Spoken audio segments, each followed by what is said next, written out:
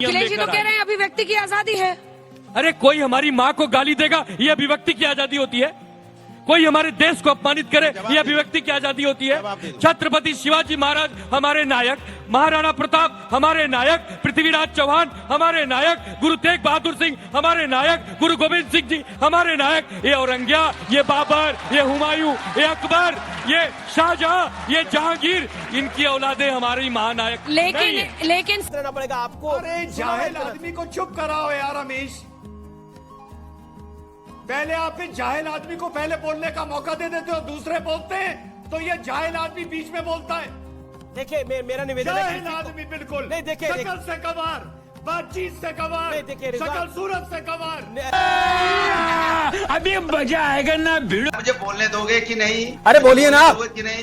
या तो आप चुप मारिए, थोड़ी देर चुप मारिए, थोड़ा ईमान। आप ट्रैक पर आइए, आप ट्रैक पर आइए और ईमान पर बात करिए। अबे जी तुम कौन होते हो ट्रैक पर लाने वाले? में सही बोल। Hello mister Bhadauria, get out. अरे mister Bhadauria, get out. Factual बात करने वालों को ऐसा नहीं करते अनुराग जी। आप बोलिए, ये भौहें चढ़ाने से क्या होगा? Facts will not change. क्या दिक्कत है? जैसे आपका कुर्ता चेंज नहीं होगा वैसे फैक्ट चेंज नहीं होंगे अनुराग जी। आपका कुर्ता हरा रहेगा और फैक्ट हमेशा फैक्ट रहेगा। तो वही अगर हम करें तो करें क्या, बोले तो बोले क्या। दोस्तों, आप समाजवादी पार्टी के प्रवक्ता हरा कुर्ताधारी अनुराग भदौरिया को तो जानते ही होंगे। अनुराग भदौरिया आए दिन टीवी डिबेटों में अपनी इंसल्ट कराते रहता है। कभी न्यूज एंकर तो कभी भाजपा प्रवक्ता अनुराग भदौरिया को एक्सपोज करते रहते हैं। आज हम आपको अनुराग भदौरिया की ऐसी ही वीडियो लेकर आए हैं जिसमें सैयद रजमान अहमद और बीजेपी प्रवक्ताओं द्वारा अनुराग भदौरिया को एक्सपोज किया गया है। दोस्तों, वीडियो अंत तक देखना, आपको फुल मजा आने वाला है। अगर वीडियो अच्छी लगे तो लाइक जरूर करते जाना। तो चलिए दोस्तों, बिना देर किए वीडियो शुरू करते हैं। हमारे अनुराग भाई तो जब बैठते हैं तभी बौखलाए हुए होते हैं, उनकी बात का जवाब देना मैं जरूरी नहीं समझता। अमीश भाई, इतिहास तो छुपाया गया इस देश में यार। आप लोग सब मिल के वर्तमान भी छुपा रहे हो। ये नए नमूना। आप लोग वर्तमान भी छुपा रहे हो। क्या बात है? इतना परेशान हो, इतना डरे हो। महंगाई है अमीश भाई, अनुराग शांत रहना पड़ेगा। अनुराग शांत रहना पड़ेगा आपको। अरे जाहिल आदमी को चुप कराओ यार रमेश। पहले आप इस जाहिल आदमी को पहले बोलने का मौका दे देते हो, दूसरे बोलते हैं तो ये जाहिल आदमी बीच में बोलता है। इसकी बकवास हम लोग चुप बैठ के सुनते हैं। अनुराग, आपको ऑडियो क्या बोलेंगे? ये है बीजेपी, देख लो, ये बीजेपी के सपोर्टर बीजेपी के कहां पर है? भाषा शैली भूल जाते अरे हैं। चुप रहो गवार आदमी, चुप रहो। तुम गवार लगते हो अपनी बातों से। गवार भाषा शैली सही नहीं है, जो सम्मान करना गवार लगते हो, बिल्कुल जाहिल आदमी तुम। देखिए मेरा निवेदन है जाहिल आदमी बिल्कुल नहीं, देखिए शकल से कवार, बातचीत से कवार, नहीं, देखिए, शकल सूरत से कवार।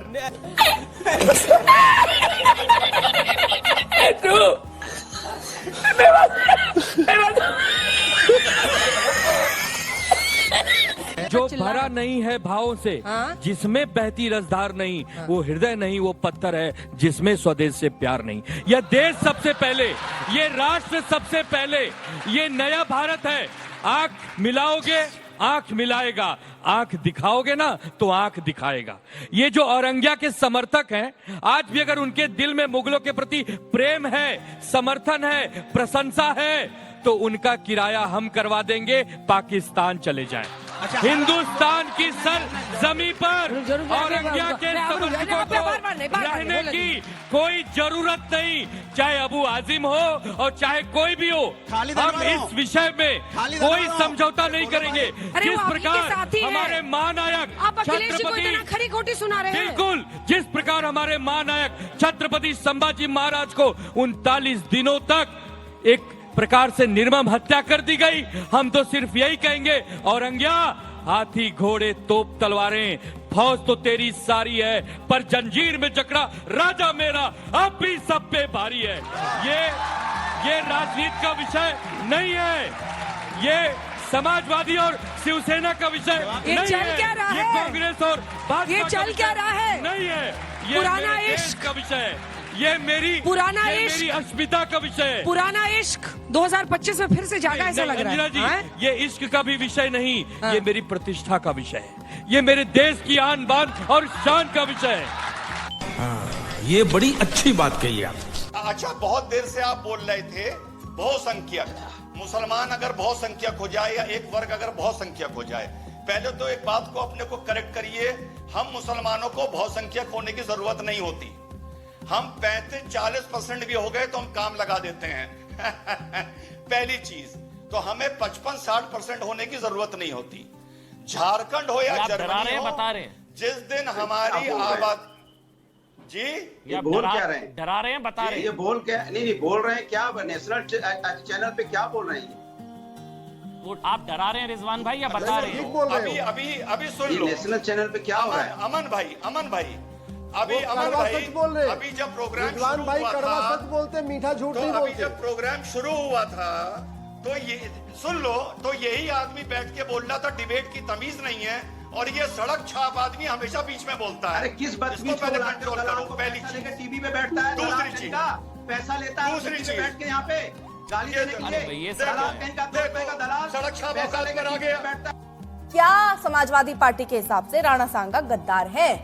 मैं तो बस इतना जानता हूं, सुन लीजिए, मैं तो बस इतना जानता हूं, आप बाबरनामा पढ़िए।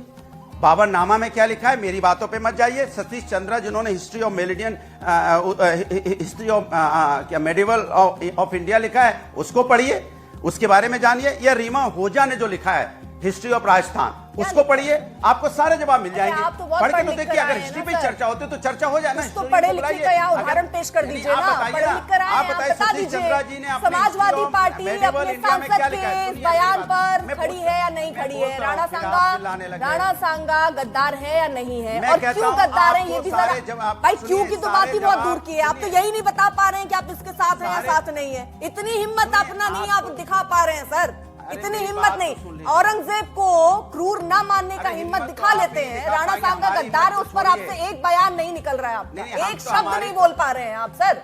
अर्पिता जी, आज अनुराग भदौरिया एक राजपूत होते हुए महान राणा सांगा को देशभक्त नहीं कह सकते, इतनी बड़ी इनको शर्म आनी चाहिए।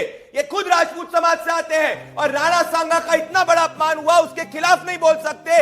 ये इनकी नीति और इनका तुष्टीकरण। मैं डेट और फैक्ट्स कोट करूंगा। 21 फरवरी 1527 को बयाना में बाबर को राणा सांगा ने हराया था।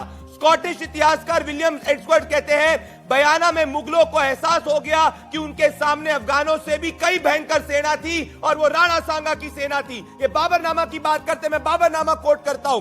बाबरनामा में बाबर लिखते हैं, हिंदुस्तान में राणा सांगा और दक्कन में कृष्णदेव राय से महान शासक कोई नहीं है। पर ये तुष्टीकरण करने वाले राणा सांगा को गद्दार कहते हैं, समाजवादी पार्टी करने वाले। शर्म आनी चाहिए अनुराग भदौरिया का एक राजपूत होते हुए। दोस्तों, समाजवादी पार्टी का इतिहास रहा है मुस्लिम तुष्टीकरण का। मुस्लिम तुष्टीकरण भी इस हद तक के समाजवादी पार्टी के राज्यसभा सांसद रामलीलाल सुमन द्वारा हाल ही में मुसलमानों को बाबर की औलादें और हिंदुओं को गद्दार राणा सांगा की औलादें कहकर संबोधित किया था। दोस्तों, रामलीलाल सुमन द्वारा राणा सांगा जी के गद्दार कहे जाने के बाद भी अखिलेश यादव ने उस पर कोई कार्रवाई नहीं की। कार्रवाई तो छोड़ो, समाजवादी पार्टी के प्रवक्ता टीवी डिबेटों में आकर रामलीलाल सुमन की बातों का समर्थन कर रहे हैं। मतलब हद हो गई है। समाजवादी पार्टी मुस्लिम तुष्टीकरण के चलते देश के वीर सपूतों का सम्मान करना भी भूल गई है। खैर कोई नहीं, देश की जनता आपको सबक जरूर सिखाएगी।